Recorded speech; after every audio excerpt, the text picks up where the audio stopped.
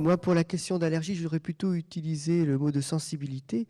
C'est vrai que on est tous égaux en droit, mais en revanche, au niveau de la médecine, il y a des gens qui ont une sensibilité, qui ont des terrains, qui fait certainement, et probablement dans le domaine des ondes électromagnétiques, c'est pareil, ils vont être plus sensibles aux ondes que d'autres. Il y a des gens qui spontanément et subjectivement peut-être disent quand il y a le Wi-Fi qui est allumé, j'ai l'impression que j'ai plus mal à la tête.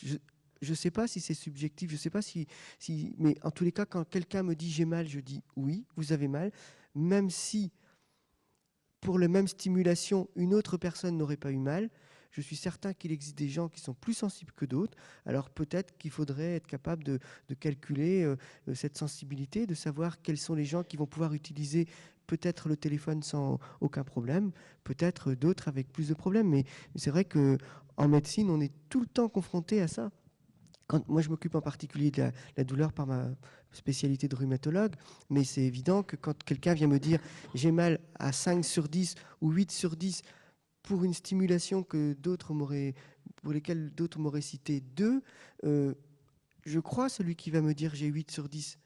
Mais je sais bien que celui qui va me dire 2 sur 10, il a raison aussi. Donc c'est subjectif.